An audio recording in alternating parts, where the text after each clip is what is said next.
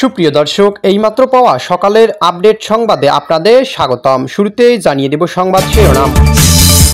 শুরুতেই জানাবো, গাজীপুরে এক সাংবাদিককে কুপিয়ে হত্যার পর আরেকজনকে বেধড়ক মারধর করল দুর্বৃত্তরা। জানিয়ে দেব, বিএনপি শক্ত প্রতিপক্ষ হবে জামায়াত, শিবির এবং এনসিপি ও অন্যান্য কোন কোন দলগুলো থাকছে বিস্তারিত। জানিয়ে দেব, ভারতের সংকটে বাংলাদেশের বাড়তি স্বস্তি থাকছে বিস্তারিত প্রতিবেদনে। আরও জানিয়ে দেব, জুলাই আন্দোলনে নিহত সংখ্যা নিয়ে বিভ্রান্তি, জাতিসংঘ ও ইউনুস এর দুই তালিকায় নিহতের সংখ্যা ভিন্ন কেন। আরও জানিয়ে দেব, আওয়ামী লীগের নেতৃত্বে দেশবিরোধী ষড়যন্ত্রকারীদের পতন অনিবার্য বললেন শেখ হাসিনা। এবং সর্বশেষ জানিয়ে দেব, 16 বছর পর কেন ফিরছে প্রাথমিক শিক্ষার্থীদের বৃত্তি পরীক্ষা, থাকছে বিস্তারিত প্রতিবেদনে। সুপ্রিয় দর্শক মণ্ডলী, এতক্ষণ শুনছিলেন সংবাদ শিরোনাম, এবারে বিস্তারিত। তার আগে অনুরোধ থাকবে, ভিডিওটি ভালো লাগলে চ্যানেলটি সাবস্ক্রাইব করেই পাশেই থাকুন। এবারে বিস্তারিত। এদিকে গাজীপুরে এক সাংবাদিককে কুপিয়ে হত্যার পর আরেকজনকে বেধড়ক মার। গাজীপুর সাংবাদিক আসাদুজ্জামান কুপিয়ে হত্যা করা হয়েছে। অন্য ঘটনায় সাংবাদিক আনোয়ার হোসেনকে বেধড়ক মারা হয়েছে। সম্প্রতি চান্দনা চৌরাস্তা এলাকায় 38 বছর বয়সী সাংবাদিক মোহাম্মদ আসাদুজ্জামান তুহিনকে কুপিয়ে খুন করা হয়। তিনি দৈনিক প্রতিদিনের কাগজে গাজীপুরে স্টাফ রিপোর্টার হিসেবে কাজ করতেন। তার বাড়ি ময়মনসিংহের ফুলবাড়িয়া উপজেলা ভাটিয়াপাড়া গ্রামে। তাকে হত্যার এই ভিডিওটি ফেসবুকে ছড়িয়ে পড়ছে।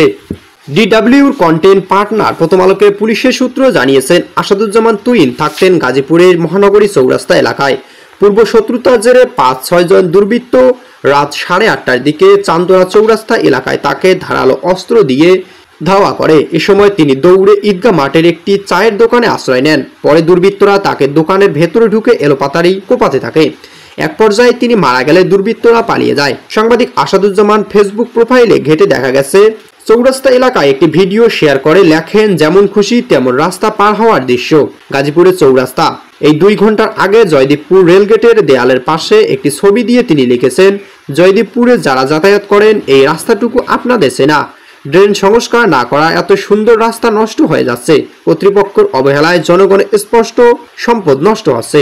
কেন তাকে খুন করা হলো? গাজীপুরে চিহ্নিত সন্ত্রাসী ছিনতাইকারী দলের সদস্যরাই সাংবাদিক আসাদুজ্জামানকে কুপিয়ে হত্যা করেছে। তারা দেশীয় অস্ত্র নিয়ে এক ব্যক্তিকে ধাওয়া করেছিল। সাংবাদিক আসাদুজ্জামান সেই দৃশ্য মুঠোফোনে ভিডিও ধারণ করেছিলেন। তখন আসাদুজ্জামানকে ধাওয়া করে কুপিয়ে হত্যা করা হয়। ঘটনাস্থলে একটি দোকানে সিসিটিভির ক্যামেরা ফুটেজ দেখে এই তথ্য জানিয়েছে পুলিশ। এদিকে বিএনপি শক্ত প্রতিপক্ষ হবে জামায়াত, এনসিপি। জুলাই ঘোষণাপত্র প্রকাশের আগে তার কপি মাত্র 3টি দলকে দেওয়া হয়েছে। অন্য দলগুলো বেশিরভাগের প্রতিনিধি প্রধান উপদেষ্টার অনুষ্ঠানে উপস্থিত থাকলেও তারা বিষয়টি ভালোভাবে নেননি। বাংলাদেশের অন্তর্বর্তী সরকারের ঘোষণা করা জুলাই ঘোষণাপত্রকে অনেক দলই স্বাগত জানালেও বেশিরভাগ দলেরই এ নিয়ে নানা ধরনের সমালোচনা করেছেন। সিপিবি সহ কয়েকটি বাম দল এই অনুষ্ঠানে বর্জন করেছে। তারা বলছে এটা বহুদলীয় গণতন্ত্রের পথে বাধা। বিশ্লেষকরা বলেছেন, আসলে এখন বহুদল বা দ্বিদলীয় গণতন্ত্রের পথে এগোনোর কোনো ইঙ্গিত পাওয়া যাচ্ছে না। আওয়ামী লীগ নিষিদ্ধ হওয়ার পর থেকে দেশের এখনো সবচেয়ে বড় দল বিএনপি, কিন্তু পরের দলগুলো বিএনপির কাছাকাছি তো দূরের কথা, বিএনপির সঙ্গে কোনো ধরনের প্রতিযোগিতায় গড়ে তুলতে সক্ষম নয়। অন্তর্বর্তী সরকারের প্রবণতা হলো জামাত, এনসিপি, বিএনপি প্রতিদ্বন্দ্বী হিসেবে গড়ে তোলা, কিন্তু বাস্তব পরিস্থিতি একেবারেই ভিন্ন। ঘোষণাপত্র প্রকাশের অনুষ্ঠানে 50টিরও বেশি দল ও সংগঠন অংশ নেয়।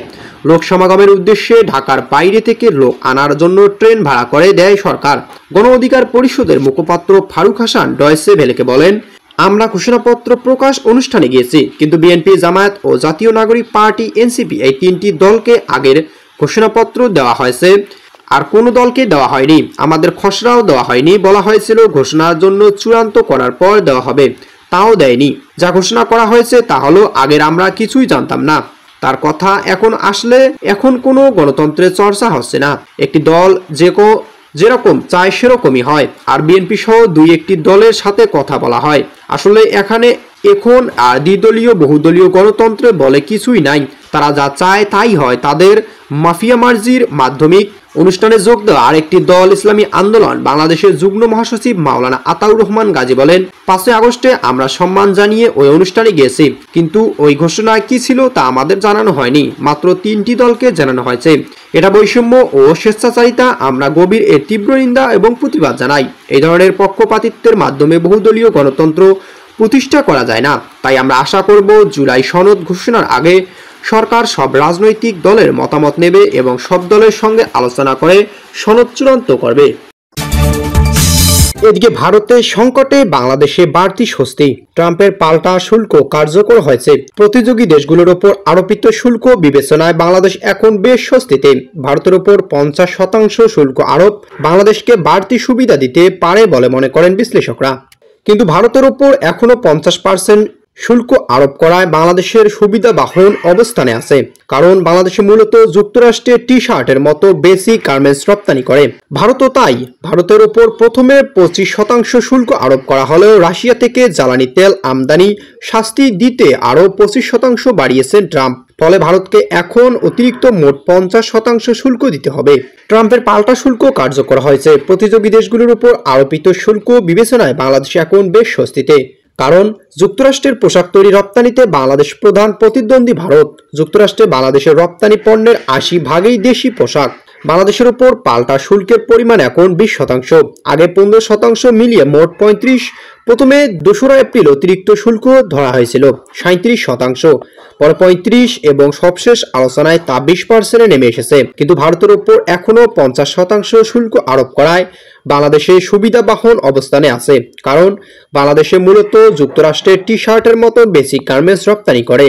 এদিকে পাকিস্তানের উপর নতুন আরোপ করা হয়েছে 19%। পাকিস্তান এই সারিতে আরও আছে কম্বোডিয়া, ইন্দোনেশিয়া, মালয়েশিয়া ও ফিলিপাইন্স। 20% বাংলাদেশ ছাড়াও আছে শ্রীলঙ্কা, থাইল্যান্ড, তাইওয়ান, ভিয়েতনাম। 25% আছে ব্রুনাই, কাজাখস্তান, মালদোভা, তিউনিসিয়া। চীনের উপর শুল্ক আরও বেশি হতে পারে। এদিকে জুলাই আন্দোলনে নিহত সংখ্যা নিয়ে বিভ্রান্তি। জাতিসংঘ ও ইউনুস সরকারের 2 তালিকায় নিহতর সংখ্যা ভিন্নতা কেন? কথিত আন্দোলনের মাধ্যমে সরকার পতনের উদ্দেশ্যে মেটিকুলাস ডিজাইনে সারা দেশে জুলাই দাঙ্গা সৃষ্টি করে ব্যাপক হত্যাযজ্ঞ চালিয়েছে, ক্ষমতা দখল করেছে কুচক্রী ইউনুস সরকার। এদিকে ইউনুস সরকার, নাহিদ ইসলাম, এনসিপি, জামায়াতের ছাত্র শিবিররা দেশবিরোধী জঙ্গিদের তথাকথিত জুলাই আন্দোলনে বাংলাদেশ আওয়ামী লীগের হিসাব অনুযায়ী প্রাণ হারিয়েছেন 3200 জন বেশি পুলিশ সদস্য এবং শুধু জুলাই থেকে আগস্ট মাসে প্রাণ হারিয়েছেন 374 জনের অধিক আওয়ামী লীগ নেতাকর্মী। 2024 সালে জুলাই আগস্ট ষড়যন্ত্রে ইউনুস সরকারের গ্যাজেট, জাতিসংঘের প্রকাশিত প্রতিবেদনে নিহতর সংখ্যা মধ্যকার বিস্তর পার্থক্যের জেরে 2টি ভিন্ন দাবির উপর জনগণের মনে ব্যাপক অবিশ্বাসের জন্ম দিয়েছে। জাতিসংঘের ফ্যাক্ট ফাউন্ডিং মিশনের প্রতিবেদনে নিহতর সংখ্যা বলে হয়েছে প্রায় 1400 জন। অপরদিকে সরকারের পক্ষ থেকে মুক্তিযুদ্ধ বিষয়ক মন্ত্রণালয়ের 2বারের সংশোধিত গ্যাজেটের জুলাই ষড়যন্ত্রে নিহতর সংখ্যা বলা হচ্ছে 844 জন। জাতিসংঘের প্রতিবেদন ও সরকারের তালিকায় এই তফাৎ দেশব্যাপী ব্যাপক বিতর্কে জন্ম দিয়েছে। এদিকে মুক্তিযুদ্ধ বিষয়ক মন্ত্রণালয় গত 16 জানুয়ারি নিহতর তালিকা নিয়ে সারা দেশে নিহত 834 জনকে শহীদ হিসেবে উল্লেখ করে প্রথম গ্যাজেট প্রকাশ করে। প্রায় 6 মাস পর চলতি বছরের 30 জুন নিহতর সংখ্যা 10 জন বাড়িয়ে 844 জনের নামে হালনাগাদ গ্যাজেট প্রকাশ করে সংশ্লিষ্ট মন্ত্রণালয়। 2 দফা গ্যাজেট প্রকাশের পর সরকারের প্রকাশিত তালিকা নিয়ে সংশয় সৃষ্টি হয়, যেমন নিহত কারো কারো নাম 2বার যুক্তকরণ কিংবা অন্য হামলায় নিহত হলেও তাদের নাম গ্যাজেটে তালিকাভুক্ত করা হয়েছে। এদিকে আওয়ামী লীগের নেতৃত্বে দেশের বিরোধী ষড়যন্ত্রকারীদের পতন অনিবার্য, ন্যায়ের জয় হবেই মুক্তির শপথ বললেন সাবেক প্রধানমন্ত্রী শেখ হাসিনা। তিনি আরো বলেছেন, আমরা লড়াই করেছি শুধু একটি রাজনৈতিক দলের জন্য নয়, আমরা লড়াই করেছি একটি আদর্শের জন্য, মুক্তিযুদ্ধের চেতনার জন্য, একটি ন্যায্য ও সমৃদ্ধ বাংলাদেশের জন্য। ইতিহাস সাক্ষী, অন্যায় ও অন্ধকার কখনোই চিরস্থায়ী হয়নি। প্রতিবার ন্যায়ের ভালো জয়লাভ করেছে। আমরা সেই আলোর বাহক। আমাদের সংগ্রাম সহজ নয়। প্রতিপক্ষ বিভ্রান্তি ছড়াবে, ভয় দেখাবে, অপপ্রচার চালাবে, কিন্তু মনে রাখবেন, বঙ্গবন্ধুর সৈনিকরা ভয় পায় না, পিছিয়ে যায় না। আমাদের একতাই আমাদের শক্তি, আমাদের সত্যি আমাদের অস্ত্র। আজ আমাদের একটাই শপথ, মাঠে থাকার, মানুষের পাশে দাঁড়ানো, সত্যের পক্ষে গর্জে ওঠার। আমাদের প্রতিটি পদক্ষেপের মানুষের আস্থা ফিরিয়ে আনুক, প্রতিটি কণ্ঠ হোক ন্যায়ের স্লোগান। আমরা আছি, আমরা থাকবো, জয় আমাদের হবেই। রাষ্ট্র আজ বিপন্ন, স্বপ্ন ভাঙছে ষড়যন্ত্রকারীরা। আজ রাষ্ট্র রয়েছে স্বাধীনতা বিরোধী, পরাজিত ও ষড়যন্ত্রকারী শক্তির দখলে। তাদের কাছে দেশে ধ্বংস, মানুষের জীবন বিপন্ন হওয়া, অর্থনীতির মেরুদণ্ড ভেঙে পড়া কোনো কিছুর মূল্য নেই। তাদের একমাত্র লক্ষ্য ক্ষমতা দখল করে জনগণের অর্জন ধ্বংস করা।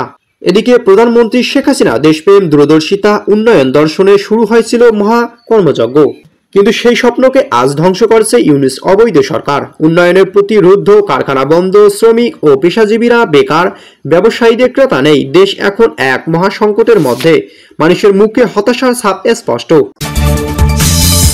এদিকে 16 বছর পর কেন ফিরছে বৃত্তি পরীক্ষা, জানিয়ে দেব বিস্তারিত। বাংলাদেশে 16 বছর পর আবারও শুরু হচ্ছে পঞ্চম এবং অষ্টম শ্রেণীর বৃত্তি পরীক্ষা। এবার মাদ্রাসা শিক্ষার্থীরাও এই পরীক্ষায় অংশ নিতে পারবেন। প্রাথমিকের পঞ্চম শ্রেণী বৃত্তি পরীক্ষায় সম্ভাব্য সময় বলা হয়েছে চলতি বছর 21 এবং 24 ডিসেম্বর।